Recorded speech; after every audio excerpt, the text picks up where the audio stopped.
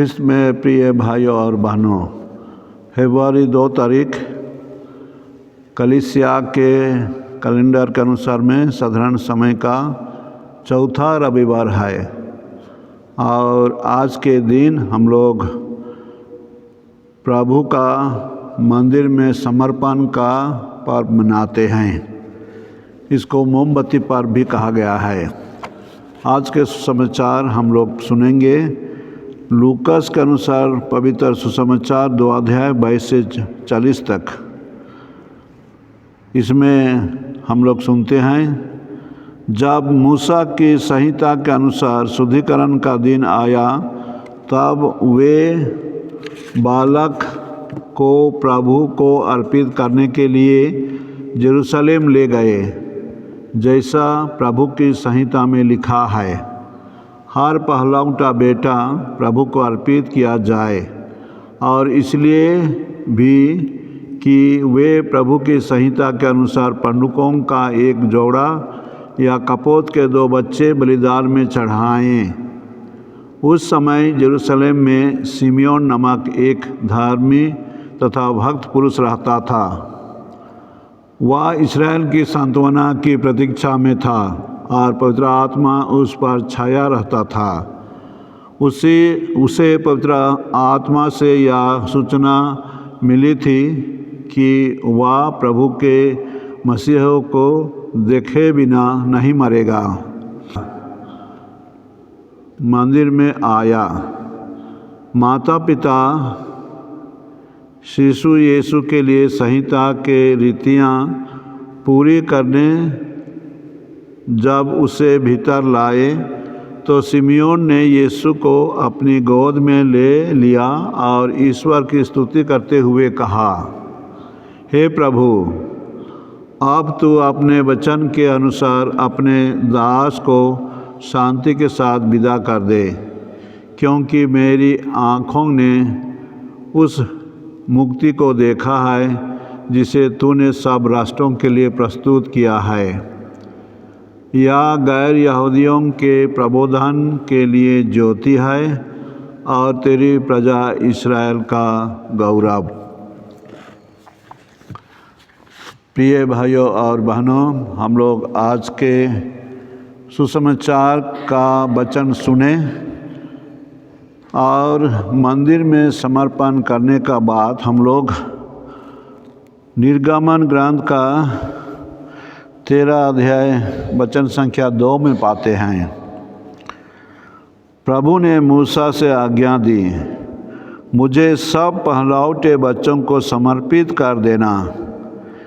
इस्राएली लोगों के सब पहलौठे बच्चे, चाहे वे मनुष्यों के हों या पशुओं के, मेरे ही हैं। ये वचन के आधारित आज के सुसमाचार में हम लोग पाते हैं यीशु के समर्पण का घटना के बारे में। ये घटना चाहे ये यहूदी लोगों का रीति के अनुसार आधारित था, इसलिए पहलौठा बेटा को वे मंदिर में समर्पण करते थे, यरूशलेम मंदिर में। ये घटना हम लोग सुसमाचार में सुने और इसके बारे में व्याख्या है। इसका अर्थ चाहे मतलब हम लोग समझेंगे, हमारे जीवन ईश्वर से ही आता है। इसलिए संहिता में यही शिक्षा दिया गया था कि पहलौठा बेटा को परिवार में ईश्वर को समर्पित करने से ईश्वर के लिए कहेंगे ईश्वर का महिमा, और हम लोग ईश्वर को धन्यवादी होते हुए ऐसे किया जाता था ताकि ईश्वर अपने जो मुक्ति का काम है उसको जारी रखे। तो ये प्रथा हम लोग का अभी हम लोग उतना परिचित नहीं है, लेकिन ये पहले था पुराना नियम के समय में। और इस घटना होने समय एक व्यक्ति का नाम लिया गया है, वो है पुरोहित सिमोन पुरुष थे, और कहेंगे अपने पुरोहिताई सेवा कार्य में वे एक धार्मिक व्यक्ति हिसाब से जाने जाते थे। और उतना ही नहीं, उसको दिव्य दर्शन मिला था कि जब तक वो मसीह को नहीं देखे तब तक उनका मृत्यु नहीं होगा।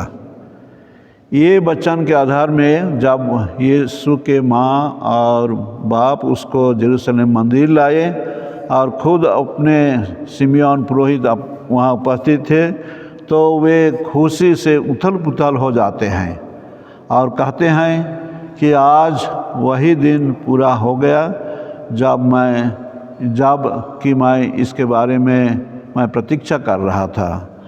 हम लोग देखते हैं वो सिमियोन उनको उस बच्चे को आशीर्वाद देते हैं और उसके बारे भी कहते हैं और उसको समर्पित करते हैं। विशेषकर समर्पित करना हमारे लिए एक विशेष बात रहा। हम लोग सुसमाचार में भी सुने, उनको समर्पित किया गया और समर्पित करते समय कुछ दान दक्षिणा के आधार में कुछ दिया जाता था, उसको भी हम लोग सुने। उनके माता पिता उसको समर्पण किए और उन पुरोहित के लिए, मंदिर के लिए दान दिए।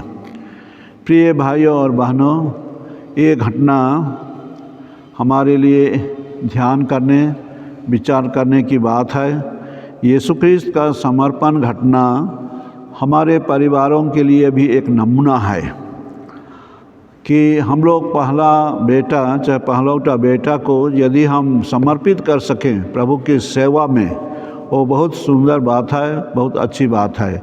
हम लोग पहले सुनते थे केरल में और दूसरे जगह में भी, साउथ इंडिया में साधारणतः पहलौठा बेटा को वे पुरोहित बनने, चाहे धर्म संगी बनने के लिए भेजते थे। ये ऐसा कुछ सालों पहले हम लोग सुनते थे, अभी थोड़ा बदल गया है, लेकिन ऐसा पहले था। तो भी एक अर्थ देता है, हम लोग समझ सकते हैं कि वचन के आधार में ईश्वर का जो प्रतीक्षा है, चाहे शिक्षा है, उसको हम लोग पूरा करते हैं। और ये वास्तविक रूप से देखने से अच्छी बात है कि परिवार से कोई प्रभु का सेवा के लिए, लोगों का सेवा के लिए, कलीसिया का सेवा के लिए कोई अपने को समर्पित कर सके। तो आज के सुसमाचार के आधार में हम लोग क्या शिक्षा लेंगे, हमारे लिए क्या प्रेरणादायी बात है, चाहे हम लोग क्या अपने जीवन में करने के लिए कोशिश करेंगे। एक है, मैं कहूँगा हमारे जीवन ईश्वर से ही आता है, ज़रूर माँ बाप के माध्यम से, लेकिन जीवन जो है, लाइफ जो है, चाहे हम लोग जो नया रूप से धरती में आते हैं, ये ईश्वर का वरदान ही है। इसलिए हर एक जन्म, नया जीवन जब परिवार में होता है, हम लोग को ईश्वर को धन्यवादी होकर ईश्वर को कहेंगे, याद करते हुए हम लोग धन्यवाद देंगे और कुछ दान चढ़ाएंगे पुरोहितों के लिए, कलीसिया के लिए, जैसे हम लोग सुसमाचार में सुने। अर्थात हम लोग जीवन के जो वरदान है उसके लिए ईश्वर को धन्यवाद देंगे। ये है पहली बात। दूसरी बात हम लोग कहेंगे, हम सबों को वही बुलाहट है जैसे सिमियोन को कहा गया था कि जब तक वे मसीहा को नहीं देखेंगे उनका मृत्यु नहीं होगा। और वो कहेंगे, वो उसको मन में रखा था। वैसे ही हमारे पारिवारिक जीवन में अभी हम लोगों के लिए ये होता है कि हम कैसे यीशु ख्रिस्त का, चाहे ईश्वर का बेटा बेटी बनकर हम विश्वास के जीवन में चलेंगे। ये भी हमारा बुलाहट है। इसलिए न केवल पहलौठा बेटा, लेकिन सब लोग, माँ बाप लोग, बेटा बेटी लोग, सब कोई को यही होना चाहिए कि जीवन ईश्वर से आया है और ईश्वर को हम धन्यवादी होते हुए अच्छे ख्रिस्तिया जीवन जीने के लिए हम लोग को प्रयत्न करना चाहिए। एक दिन नहीं, 2 दिन नहीं, लेकिन हर दिन हम लोग को ये भावना को लाना चाहिए और इस भावना से हम लोग को आगे बढ़ना चाहिए। और सुंदर बात हम लोग सुनते हैं पुरोहित सिमियोन से, वो कहते हैं, हे प्रभु, अब तू अपने वचन के अनुसार अपने दास को शांति के साथ विदा कर दे।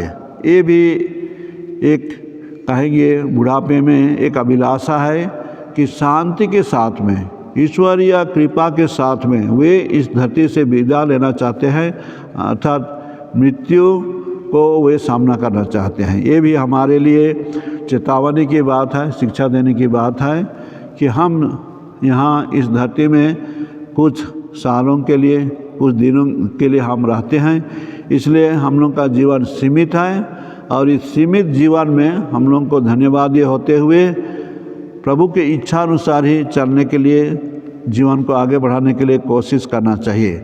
और मृत्यु को हम विनाश नहीं कहेंगे विश्वास के दृष्टिकोण से, लेकिन मृत्यु एक मौका है, एक कहेंगे हमारे लिए एक दरवाज़ा है जिसे हम प्रभु को साक्षात करने के लिए, भेंट करने के लिए हम आगे बढ़ते जाते हैं। तो ये थोड़ा गहराई की बात है, चाहे इसको थोड़ा हम लोग सब कोई नहीं ग्रहण कर सकते हैं, लेकिन जैसे सिमियोन कहा था वही वचन हम सबों का जीवन में भी हम लोग कह सकते हैं, यदि हम अपने को सच्चे ख्रिस्तीय हिसाब से हम लोग चलाए हैं और हम वृद्धावस्था में पहुँचे हैं, मरने के संकट में, चाहे मरने के घड़ी हम लोग कुछ कुछ महसूस कर सकते हैं, तो हम लोग यही वचन को कह सकते हैं। प्रिय भाई और बहनों, इस दिन को हम लोग मोमबत्ती पर्व भी कहते हैं, कारण कि इस दिन मोमबत्ती के आशीष के ज़रिए से हम लोगों को अच्छे स्वास्थ्य में रहने के लिए एक आशीर्वाद मिलता है। और इस दिन को कॉन्सेक्रेटेड जीवन का दिन भी कहा जाता है, कारण कि हमारे कलीसिया में धर्मसांगी लोग हैं, पुरोहित लोगों के साथ में वो अपने जीवन को समर्पित कर देते हैं, इसलिए इस दिन को भी डे ऑफ कॉन्सेक्रेटेड लाइफ बोल के गिनती होता है। और इस दिन हम ईश्वर को धन्यवाद देते हैं और वैसे ही नए पीढ़ी के लिए हम प्रार्थना करते हैं कि हमारे बीच में बहुत सारे अपने को समर्पित करें ईश्वर की सेवा के लिए, कलीसिया की सेवा के लिए, मनुष्यों की सेवा के लिए, विश्वास का जीवन में और कलीसिया का जीवन में। आज हम लोग इस घटना जो समर्पण घटना को मनन चिंतन किए हैं और हमारे जीवन के साथ में इसको जोड़ देते हैं। प्रभु ईश्वर आज हम सबों को अपना आशीर्वाद दे और हम लोग ईश्वर के बेटे बेटी विश्वास के जीवन में हैं और रहेंगे और वैसे ही हम लोग जीने के लिए कोशिश करेंगे। आज के दिन में प्रभु ईश्वर हम सबों को अपना आशीर्वाद दे। आमीन।